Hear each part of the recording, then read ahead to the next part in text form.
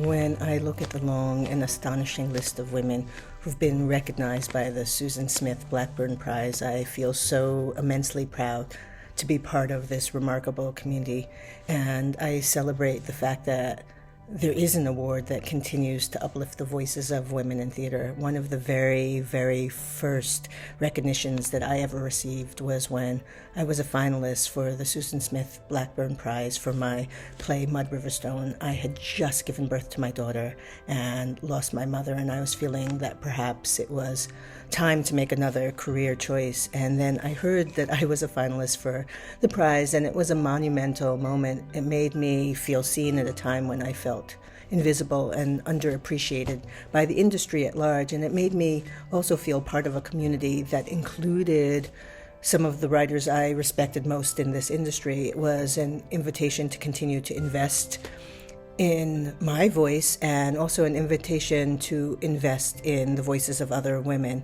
And now I look at the list of the women who are being recognized this year, and I see a multitude of perspectives, I see a diversity of voices, and I see the future of theatre. Hi, my name's Lucy Prebble, and I won the Susan Smith Blackburn Award for a play called A Very Expensive Poison. I feel incredibly grateful for the Susan Smith Blackburn. It's a really special award because obviously it's financial, and that's incredibly meaningful and actually life-changing for a lot of people. And also it's a community. It doesn't just feel like a sort of excuse for a corporate night out, which so much of that stuff can feel like. It's very different from that. I think Leslie basically wrote to me the very first time I was nominated about my play, about my career, and it remains a community of people who watch you in your career and help you, and are always open to communication and support. And basically it's an excuse to get together with other writers from all around the world. And again, it's extraordinary to me how few awards operate on an international basis, especially considering what the world is like now. So yeah, I think it's the finest of the awards, and I'm incredibly proud and grateful to have won it, and I wish such success, and also congratulations to whoever the winner is this year. Thanks. I first got involved with the Blackburn Prize when Mimi Kilgore asked me to be a judge. I was completely thrilled, honored at the prospect of participating in something that I knew to be good. Anything that encouraged women to write plays was a good idea. I must say I approached it, I think, with a certain kind of arrogance and innocence and ignorance. I assumed that, in fact, all the best plays written by women made it to New York. Was I ever surprised? I was completely blind. There was so much good work that never got seen out of, single theaters. The Blackburn Prize I've been part of ever since. I joined the board. I've been a judge a second time. I've been a reader every year. And it's wonderful to see the breadth and scope and volume, the number of women that are writing plays. And this is all attributable to the prize. Plays are meant to be seen and heard. They're not meant to be read. Playwrights can only get better when they work with directors, actors, designers, audiences to hone their craft. What I have seen consistently over these years is the quality of writing just gets better and better the more productions that are done, and the prize makes that possible. I look forward to a moment when the prize is obsolete, where we no longer have to single out, oh, this play was written by a woman, but we're not there yet. And there's a false sense of security, I think, right now, in seeing more and more women participating in the entertainment industry in all levels. But decision makers are still, by and large, male. Theater directors, studio heads, television networks, talent agencies are still mainly run by men, and the women's sensibility is not as integral to it as it could be. The writing that all of this work is based on, this entire industry is based on, the writing is fundamental, and it needs to come from more women, and that's what the Blackburn Prize does. It supports women in this endeavor to make a living at, to make a contribution to society as writers. It's key, it's fundamental, it's very necessary.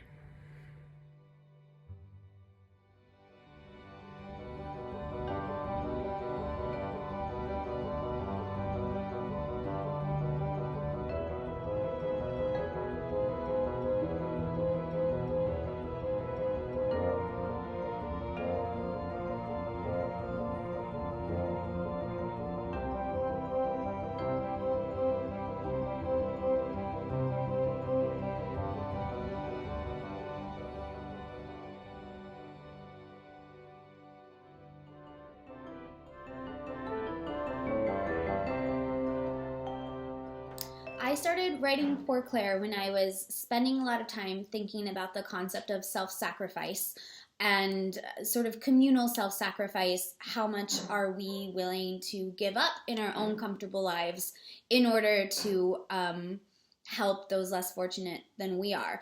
Why is it easy to post an article about homelessness and hard to open up your home to somebody?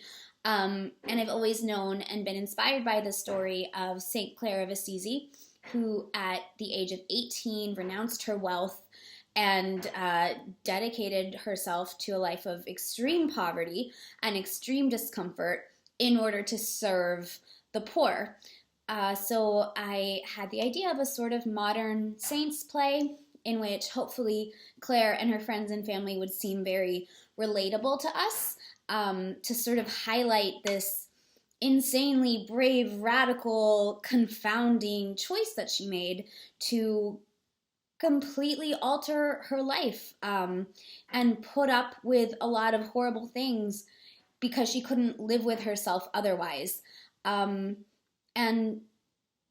the play sort of questions how far should we be going, I guess, as individuals and collectively in order to help others. As a playwright with low self-esteem, this validation, like any validation, means everything to me.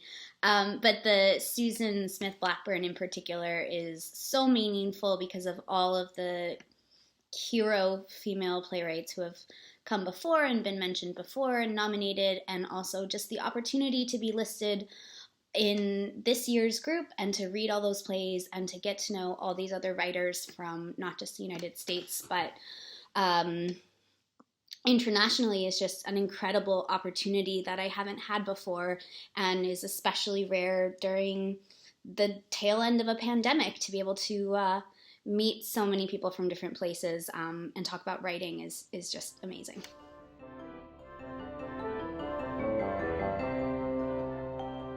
I began writing Get Your Pink Hands Off Me Sucka and Give Me Back, FKA Columbus play, shortly after studying abroad in Spain, where very foolishly I thought I would sleep around with Spanish men and somehow reverse engineer or reclaim the hundreds of years of fetishization my ancestors experienced at the hands of colonization. And I very quickly realized I could not. Actually, I'd never experienced racism or objectification as acutely as I did in Spain. But there was one moment in particular that planted the seed for what would become this play. My class and I were visiting El Alcázar de Segovia, and I found myself before the thrones of Queen Isabel and King Ferdinand II. And I was struck by how well preserved everything in that room was, how closely it resembled the pictures in my American history textbooks. And I felt extremely angry and sad and ashamed that there was little to no preservation, at least to that scale, of the indigenous histories and cultures that were colonized by the people this room was glorifying. And while I was having these thoughts, I noticed that everyone else was kind of happily snapping pictures, which I found deeply, deeply disturbing, to the point of nausea. Like I felt spiritually or psychically ill. And so I began writing in an attempt to understand this feeling or to put language to this moment. But what I found was a much more personal conversation about navigating desire as a woman of color, and how Black and brown girlhood and womanhood is often violently interrupted by the forces of colonialism and white supremacy. And so, especially as a woman of color, I feel honored and blessed to be a finalist for the Susan Smith Blackburn Prize, because for so much of my life, I was made to feel silly and unintelligent, and like what I was feeling or what I had to say wasn't real or was of little importance. And so it means the world to me that this play in particular, which is the very first full-length play I'd ever written, and one that I wrote when I was feeling especially and incredibly small and insignificant for this play to be recognized at this level just makes my heart sing and makes me feel seen and heard and held. And I'd like to imagine that somehow on the spiritual plane, the real Anacaona and the real Iguamota are feeling seen and heard and held by this recognition as well. So thank you.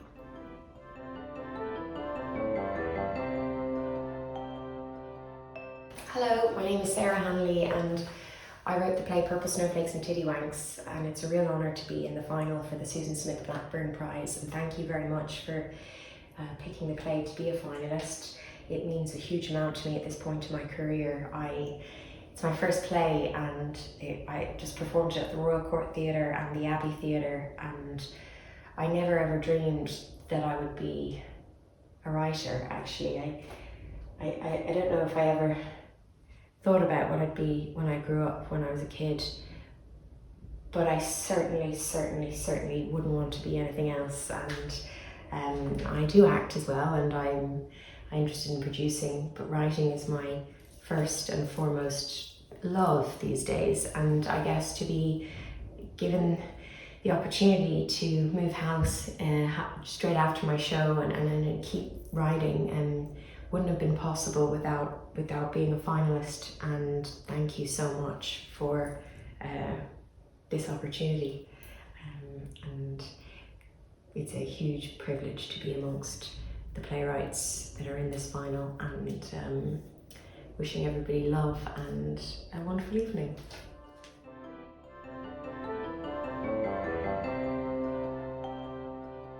Hi, my name is Zora Howard, and the name of my play is Bust. I started writing Bust in 2019.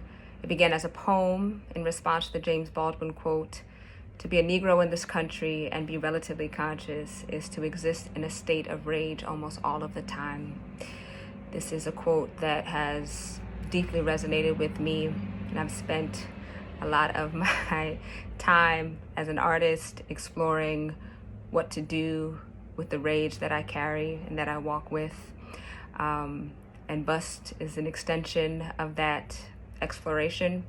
The question that I'm asking is what if this rage that we feel, Black people living in this country, that we daily have to manage and negotiate and reconcile and pack away, what if it was a means to transformation?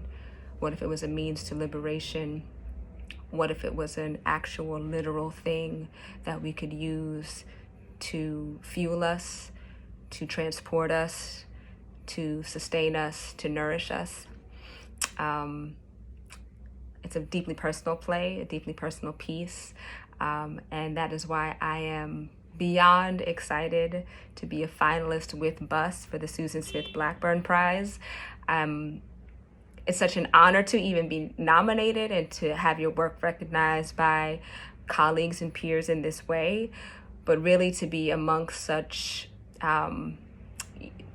like a league of extraordinary women playwrights that are actively creating, that have come before me. I mean, some of my playwriting heroes have been finalists and award winners of the Susan Smith Blackburn Prize. So it's still quite shocking to have this play, specifically this play, to be recognized in this way. And I'm deeply grateful and humbled by this opportunity. So thank you.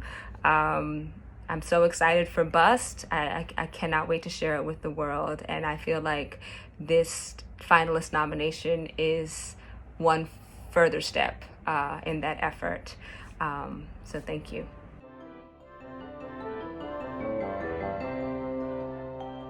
So what made me write this play? The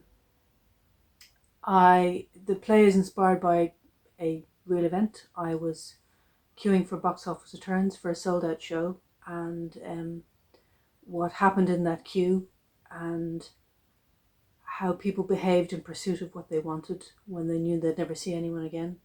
made me think about conflict on a global scale, and the pursuit of territory, and it made me think about Europe, and it made me think about the historical cost and the present day privilege of what it means to be European.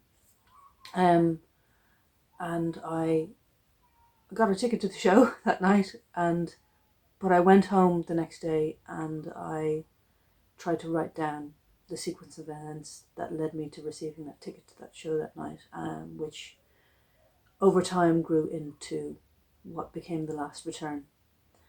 And to see it now nominated for the Susan Smith Blackburn Prize is just, I can't begin to tell you. There are so many writers associated with the legacy of this prize who I have read and studied and read again over the years. My mantra has always been, try not to get there, just try to get good. And there are so many of them associated with this prize that to have this play connected to them and connected to it is indelibly is something very, very special to me, and I'm so grateful.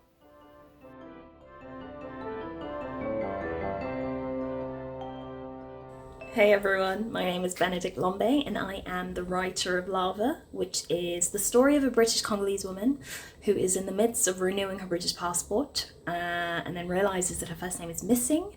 She then goes on a detour to find the story behind a missing name, only to find a much bigger story, a story about the power of names, the power of naming the unnameable, and reckoning with the patterns of chaos across history that have led us to where we are today.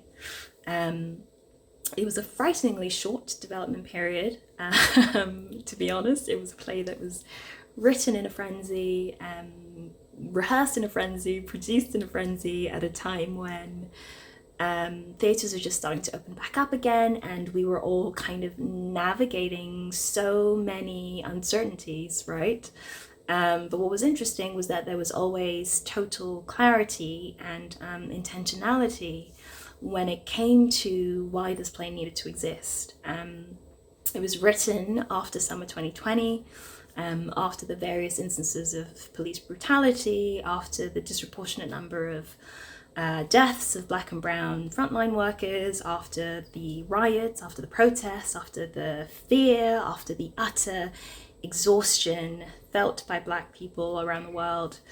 And I kind of just wanted to crawl under a rock and live there forever, to be honest. But fortunately, that was not a plan that the Bush Theatre was down with, and so they got in touch and basically said, this is the exact time we go to work. Here's a commission. Go to work. And Lava is what poured out of my soul, and I think it was in the process of writing this play that I discovered the true gift I had been given with this opportunity, and that was to get to create a space where Black people could enter and leave taller than when they came in, to create a space that was uncompromising in its depiction of our joy and our beauty and our strength, and also in its critique of the ways in which our pain is consumed and dissected and reviewed by the rest of the world.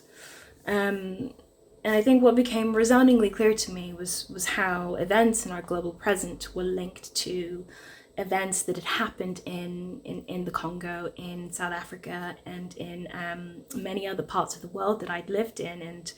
And so I think it was also about celebrating my Congolese people and my South African people and my Black people all around the world by telling their stories with dignity and with nuance and with humor and with swag, and doing it on my own terms, and doing it without compromise and without apology. And so to be here today, to be celebrated for it as a finalist, for a prize that has championed so many of my own personal heroes is the most beautiful bonus, utterly unexpected and very graciously received. Thank you very much.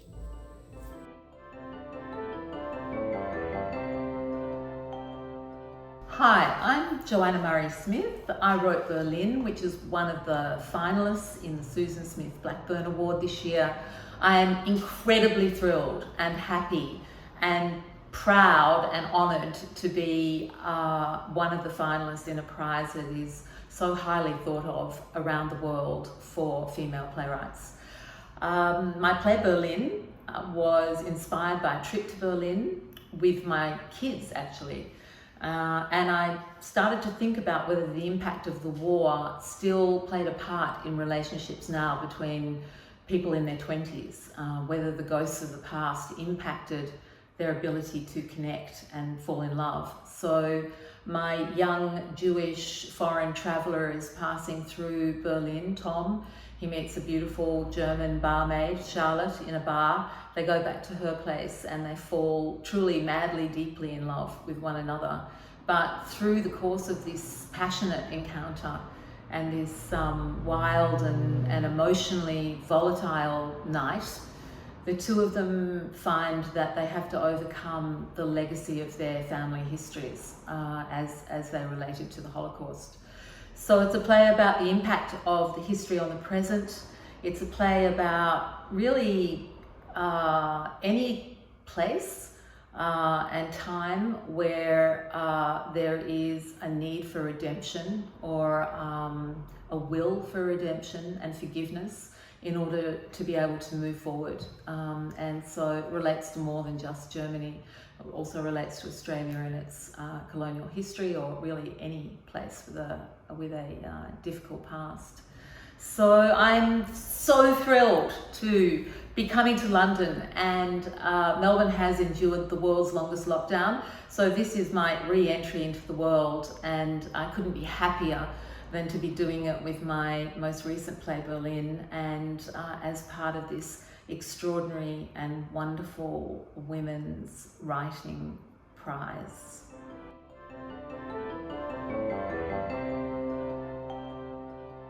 Hi, this is Kay Tempest, and I am the author of the play Paradise. I wrote the play because it was a project given to me by a director. It was kind of entrusted to me by my friend and the director Ian Rickson, who asked if I would be up for the challenge. It's a very old play.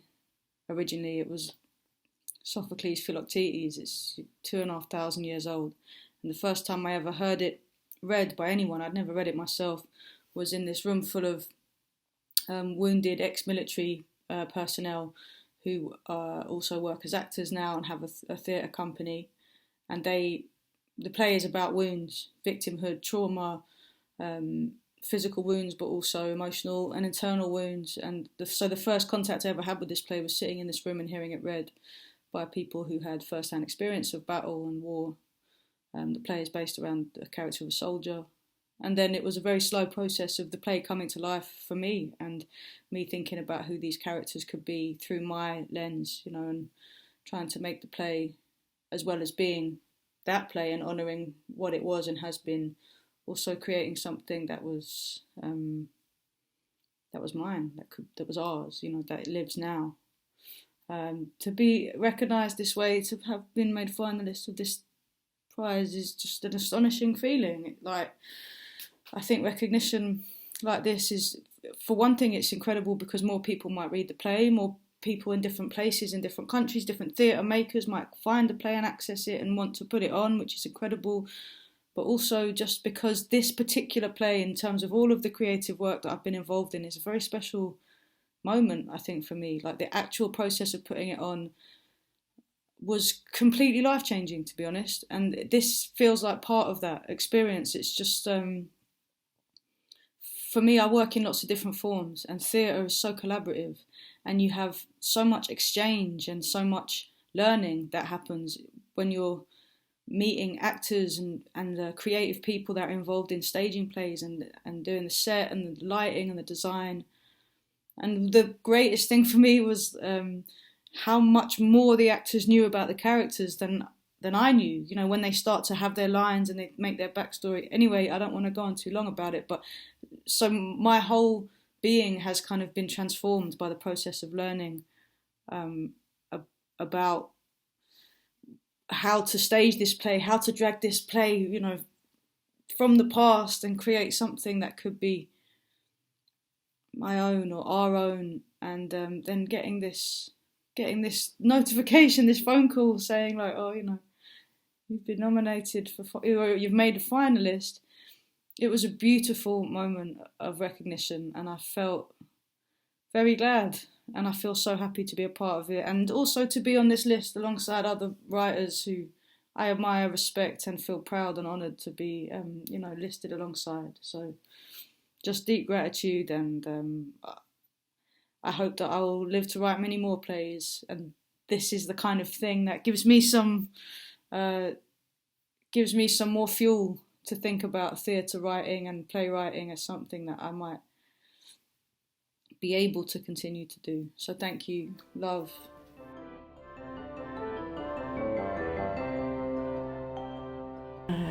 Hi, I'm Lauren Whitehead. When I think about the origins of the play, which raises the question, and when I try to answer or think about the answer to why I wrote the play, you know, a number of things come to mind. The first is that when I started writing the play, I was in a place of dealing with a series of losses. I had lost a family member or a loved one for 4 winters in a row, and so I was in this state of perpetual and patterned grief. And that was happening at the same time that our nation was coming to a reckoning about the unsanctioned murder of Black people at the hands of police or vigilantes. So we were thinking about, you know, Trayvon Martin, and it was right around the same time. And so I was dealing with these personal patterned griefs and these political patterned griefs, and there was a lot of conversation at the time, a lot of judgment about Black people rioting and Black people choosing the ways in which they were going to grieve publicly, the political losses, the political disappointment. And the third thing that I think about is that Scott Ebersold, my collaborator and friend, and the person who co-conceived this project with me, we were thinking about Brecht's Mother Courage, and this character who was also dealing with a series of patterned political and personal losses, and we were both sort of unsatisfied with the end of that play when we talked about it. Like, this woman loses all 3 of her children, and she just sort of picks up her cart and pushes on. And so when I think about why I wrote the play, I wanted to create empathetic space for Black people, and Black women in particular, who were suffering from a pattern of personal and political losses, to rage, and to grieve publicly and powerfully. When I think about what the prize means to me, I'm gobsmacked, frankly, to be among the women and women plus folks who have been recognized by this prize in the past. It's overwhelming, and I've never been produced as a playwright, and so I trained as a dramaturg, so that I could understand how to become a better writer. And I think that all of my dramaturgy chops show up in this work, and the work feels very close, very personal, and also very relevant. And so I'm really proud that it's this work that used all of my capacity as a human and all of my knowledge as a theater maker to make possible. I'm really proud that this is the one that is being seen and being recognized and being celebrated, because I really wrote it for my people and I really wrote it for myself, and I'm really happy that a work this personal and this profound to me is also being well received by other people. So I'm floored, I'm gobsmacked, I'm thrilled to be among the other people that are nominated this year and to be among all the other women who have been nominated and winners in the past. I'm just overwhelmed and really excited and grateful. I'm also grateful.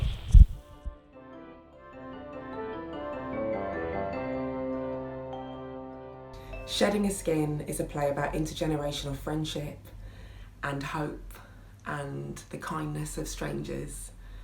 And I wrote it at a time when I needed to feel hope and joy about the power of connection and the power of, like, you know, what people do for each other, those moments when that can change the rest of people's lives forever.